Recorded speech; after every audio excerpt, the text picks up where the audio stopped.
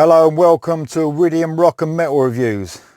Today we're going to talk about the best song of a certain year. Been doing ranking the albums, obviously we're up to 2005 now, and I thought we're speeding through that like anything, and we'll go back and look at some classic songs now.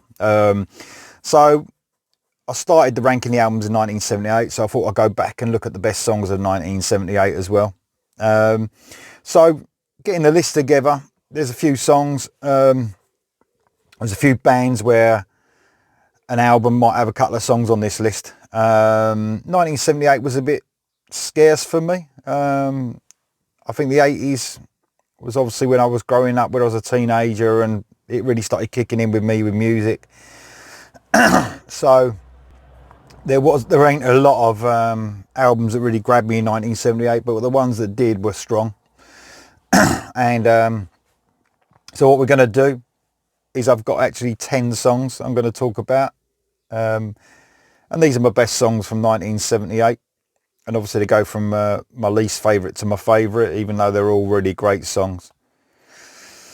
So there won't be any live, I'm not going to include any live versions of songs because that weren't when they were released usually from a band, and I think we just go for studio songs here. I did notice that back then a lot of bands, their strongest songs were the singles. I'm more into deeper cuts from bands, but I think back then in the day, I think they used to release like the strongest songs most of the time as the singles, and they actually, a lot of them made my list. So a few didn't, but most of them did. So we're okay. So 10 songs. So the least favourite of my favourites, number 10, Hot Blooded, Foreigner. Yeah, this was a good song. So this was a single, and Foreigner were one of them bands where my favourite songs usually were the singles. There was a better live version of this that I heard later on that they brought out, but this was still a strong song. I love Lou Graham's voice. I think it's great. I think Foreigner were a really good band back in the day, and in fact they're really good now. They brought out a good album, well, quite a few years ago now, with a new singer. So quite a strong band, really like Foreigner. Yeah, Hot Blooded was my number 10. My number 9, Boston, A Man I'll Never Be. Bit of a ballad from Boston. I really liked Boston's first 3 albums. I thought they were great. Obviously their original album, the first album's looked on as a classic now. This Man I'll Never Be was off of Don't Look Back, their second album, which I loved as well. Yeah, it just, the strength in this, in the guy's voice, Brad Delp, in this song, superb. I love him. He's one of my favourite rock singers, Brad Delp. Absolutely brilliant singer, and the emotion he shows in this is great. So A Man I'll Never Be is my number 9. My number 8, AC/DC, Sin City. Yeah, this is a good song. I think this was a single. You know, it's just got everything that you want from AC/DC. It's my favourite era from AC/DC, with Bon Scott in. I think everything they did was great back then, and I think back in the early days as well. Maybe later on, I think some of their deeper cuts were the best off an album. But I think back then, at the beginning, I think the singles, they chose wisely with the singles. I think they were really strong. The Sin City is my number 8. My number 7, Lady of the Lake from Rainbow. So this is off the Long Live Rock and Roll album. Obviously Ronnie Dio fronting the band, one of my all-time favourite vocalists. A bit of a deeper cut, obviously, this one. I think it's the second track off Long Live Rock and Roll. Can't go wrong with Ronnie Dio. And this is a song where he weren't going for that gruffness. He was more of singing sort of cleaner on this song. I love it. I think it's one of the best songs off this album. Yeah, really good. Lady of the Lake, blinding song. Right, my number 6, back to Foreigner again, Double Vision. Another single.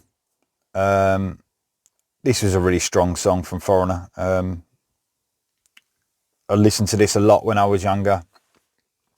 They were sort of, I suppose, one of the first bands to have that sort of sound that was to come in the 80s, you know, that sort of AOR melodic rock sound. They were really good at it, and they, like I said, yeah, again, it was another single. I think they chose really wisely with singles. They were really strong. Double Vision is a great song. That's my number 6. My number 5, back to Boston again. Don't Look Back, the title track. This is great. I mean, this is, I don't know, this could have come off there. It felt like it was written off the debut album. It's such a great hook. The most catchy thing about this is the guitar line across the chorus. I mean, it just makes the song. It is absolutely brilliant, this one. My number 4, first time they're on the list, but from a really strong debut album. Maybe one of the best debut albums of all time. And that's off the Van Halen album, and it's Running with the Devil. This was completely different at the time. This was something that was, Van Halen were, oh God, they were so fresh. I spoke about Foreigner being one of the first bands with the AOR type sound, I suppose, coming out of the late 70s into the 80s. Van Halen were, without a doubt, a pioneer of, you know, hair metal or glam, but whatever you want to call it. You know, I mean, they started it all off.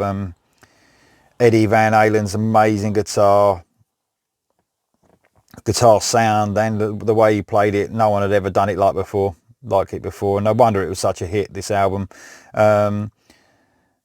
Really good song, this Running with the Devil, though. It had that sort of slow sort of stomp to it. I can't explain it. It was really good. That rhythm section was superb with the bass running alongside it. Brilliant song, Running with the Devil, number 4. Number 3, back to AC/DC again. Rock and Roll Damnation from Powerage. Excellent song. Another single from them again. I think this is one of my favourite AC/DC songs from the Bon Scott era.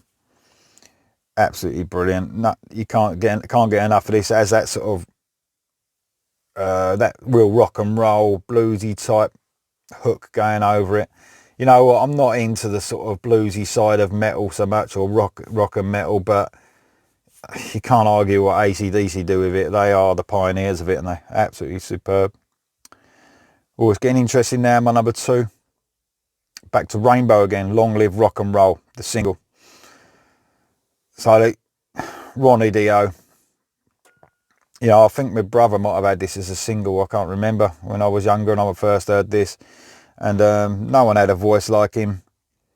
This was I don't know, the way it chugged along.